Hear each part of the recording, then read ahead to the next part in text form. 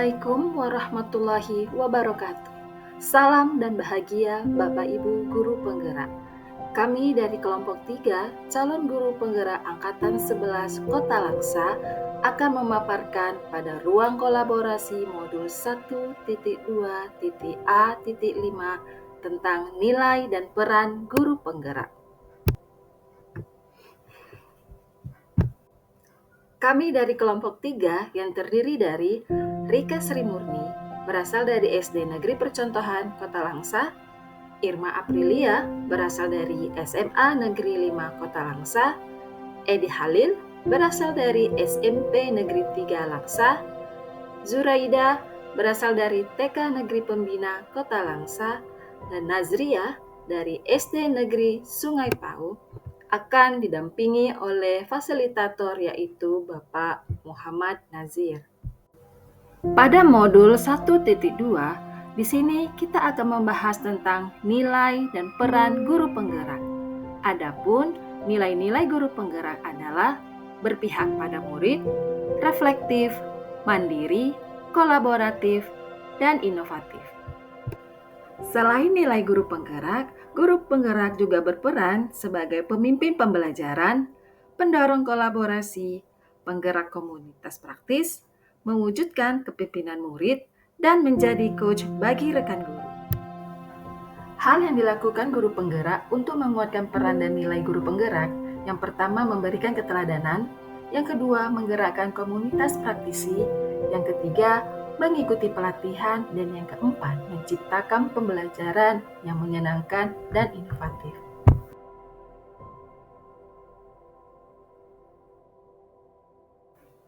Peran dan nilai dari masing-masing guru penggerak. Untuk yang pertama adalah Bapak Edi Halil SPD, di mana beliau berperan mewujudkan kepemimpinan murid dengan mengusung nilai kolaboratif dan inovatif.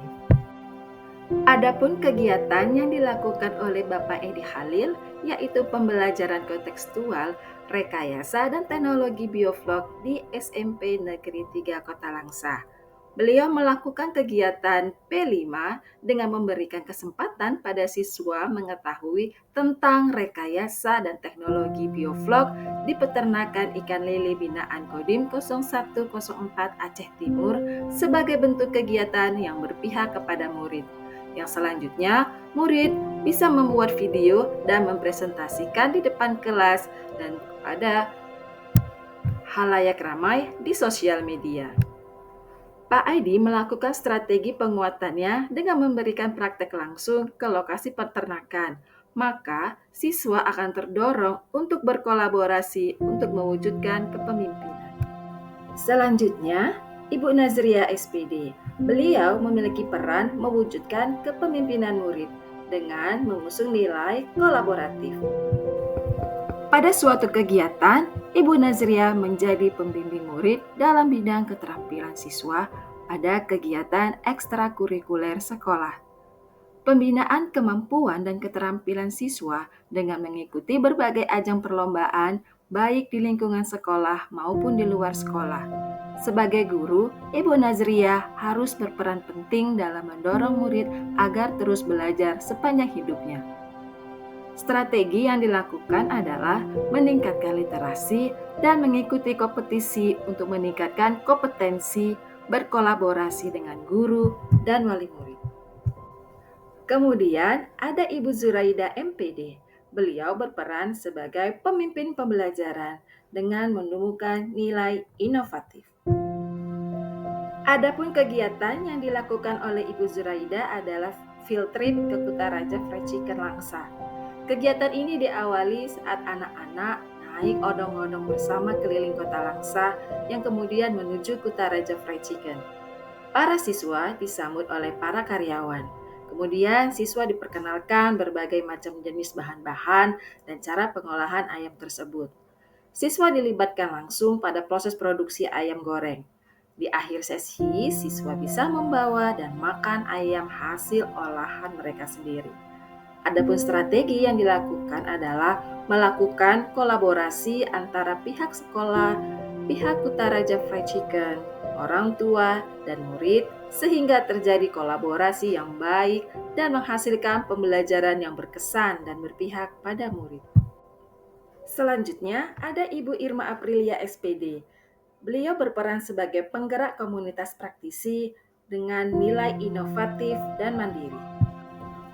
Adapun kegiatan yang dilakukan oleh Ibu Irma Aprilia SPD adalah menjadi Ketua MGMP Bahasa Inggris Sekota Laksa dan melakukan pembelajaran mandiri. Dengan mengaktifkan kembali MGMP Bahasa Inggris tingkat SMA, SMK Sekota Langsa, merancang dan membuat ADART MGMP Bahasa Inggris dengan memasukkan unsur-unsur penunjang kegiatan di dalamnya. Beliau juga mengikuti pelatihan secara mandiri melalui laman PMM maupun pelatihan mandiri secara online, offline maupun secara swadana. Strategi yang dilakukan adalah bekerja sama dengan Dinas Pendidikan Kota Langsa, kolaborasi sesama komunitas untuk pemberdayaan mutu guru, meningkatkan kompetensi dengan mengikuti berbagai pelatihan. Dan yang terakhir adalah Ibu Rika Sri Murni SPD. Beliau berperan sebagai pemimpin pembelajaran dengan mengusung nilai berpihak kepada murid. Kegiatan yang dilakukan Ibu Rika adalah mengukur berat dan panjang suatu benda melalui pembuatan plastisin di pelajaran matematika. Melakukan praktik langsung pada pembelajaran matematika, siswa mengenal berbagai macam bahan-bahan, alat ukur yang digunakan, dan prosedur pembuatan plastisin. Adapun strategi yang dilakukan adalah pertama, memahami karakter siswa, yang kedua, mendorong keterlibatan siswa agar aktif di dalam kelas ketika proses pembelajaran. Yang ketiga, menyesuaikan materi dengan tingkat kemampuan siswa. Dan yang keempat, diskusi dan kolaborasi. Dan terakhir, memberikan tanggung jawab kepada siswa dengan tujuan untuk meningkatkan motivasi belajar siswa.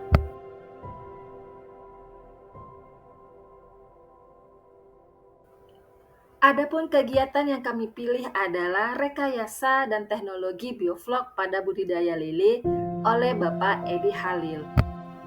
Bapak Ibu guru yang berbahagia, adapun tujuan dilaksanakannya pembelajaran tersebut adalah siswa dapat mengetahui teknologi terbaru yaitu bioflok pada budidaya ikan lele pada kegiatan P5.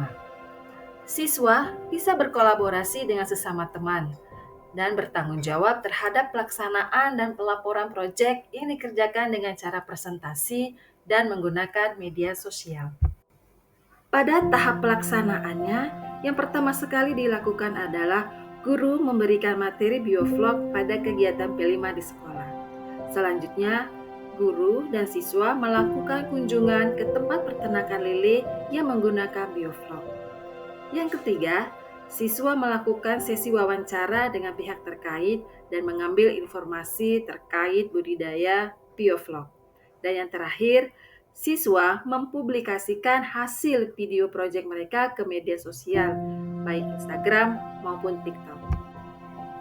Pada tahap pelaksanaannya, tantangan juga dihadapi oleh siswa dan guru, di mana beberapa siswa kurang responsif, waktu pembelajaran yang terbatas, dan siswa mengalami kesulitan dalam proses editing video project. Setelah mengalami tantangan-tantangan yang terjadi di lapangan, akhirnya solusi pun diciptakan, yaitu memberikan pemahaman dengan sabar dan telaten. Guru juga mengambil waktu di luar jam sekolah dengan meminta izin kepala sekolah dan sudah pasti orang tua siswa.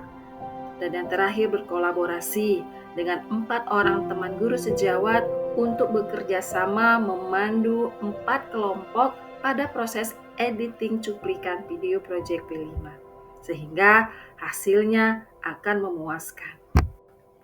Adapun hasil yang diharapkan adalah pertama, pembelajaran yang berpusat pada murid. Yang kedua, proses pembelajaran secara kontekstual. Yang ketiga, menciptakan pembelajaran yang inovatif dan kreatif. Dan yang terakhir, terpenuhinya pembelajaran yang sesuai dengan kodrat alam dan kodrat zamannya.